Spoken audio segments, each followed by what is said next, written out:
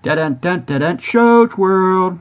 Welcome to Shows World Gamers, Josh here, and as this week draws to a close, I wanted to take a moment to look at this week's biggest news stories, this week's gaming announcements, and a few of this week's new video game releases. But if this is your first time on the channel, do me a quick favor and hit that subscribe button to join in on the fun. Alright gamers, let's kick off this week in review with a few news stories. Now we did get a Nintendo Direct this week in the form of an Indie World showcase. And it did give us over 20 minutes showing off 17 indie games, mostly all unannounced and all releasing this year. And there was a little bit of every style of game for just about every gamer. With my highlights being Yars Rising, an action-adventure sci-fi game, Teenage Mutant Ninja Turtles, Splintered Fate, a roguelike game releasing on July 24th, and Anton Blast, a 2D side-scrolling race-against-the-clock action platformer, just to name a few. The showcase closed out with SteamWorld Heist 2, which will be releasing on August 8th. Now, following last week's successful release of Season 1 of the Fallout TV series on Amazon's Prime Video, which I did watch and highly recommend as I really enjoyed the series, Bethesda Game Studios has announced a current-gen update for Fallout 4 releasing on April 25th for the PlayStation 5, PC, and Xbox Series systems. Console players will receive quality and performance modes added, and both PC and console will receive bug fixes, Creation Club content, and more. Now, Star Wars Outlaws, the upcoming Ubisoft game releasing later this year that I have really been looking forward to, has been in the news heavily this week for, well, pretty much all the wrong reasons. It started with some weird anger online about the main character being, well, less attractive than the actress who portrayed her, which is kind of a weird thing to complain about.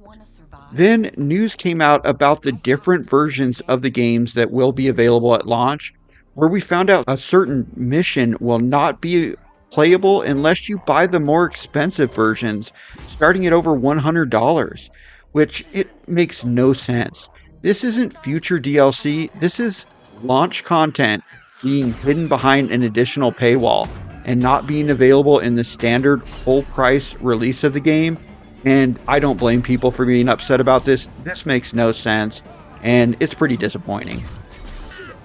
Next up, let's take a look at a few gaming announcements. Now, One Piece Odyssey Deluxe Edition, the RPG game based on the popular anime series that released last year on the PC, PlayStation, and Xbox systems, received an announcement this week that a Nintendo Switch version is releasing on July 26. Now, I did play a bit of the game and had a lot of fun with it, and this will be a deluxe version of the game with added content. Now, Capes received an official release date announcement trailer this week. The turn-based strategy role-playing game is coming to the Nintendo Switch, the PlayStation 4, PlayStation 5, PC, Xbox One, and Xbox Series systems on May 29th. In the game, you control the super-powered heroes who are being hunted and imprisoned by the company that is controlling King City. Now, Yars Rising received an announcement trailer at the Nintendo Direct Indie Showcase, and it instantly caught my eye. The game is coming from the developer of Shantae and River City Girls. The game itself is an action-adventure game set in the world of one of my favorite classic Atari 2600 shooter games, Yars Revenge. So this is definitely a game I will be checking out when it releases later this year.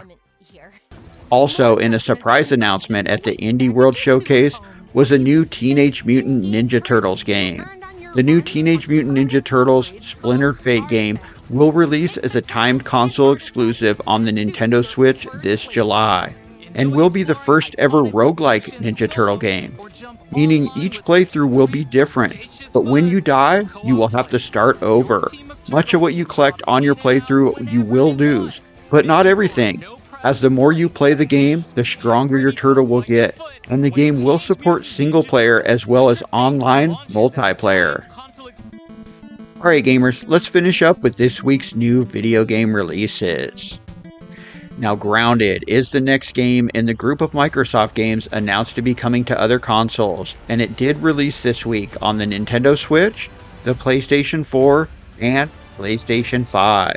The game is an open-world crafting survival action-adventure first-person game where you play as kids that are shrunk down and must survive the perils of a backyard, reminiscent of the Honey, I Shrunk the Kids movie.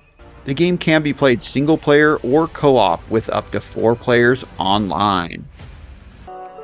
Now, Harold Halibut released on the PlayStation 5, the PC, Xbox Series systems, and it is a day one release on Game Pass.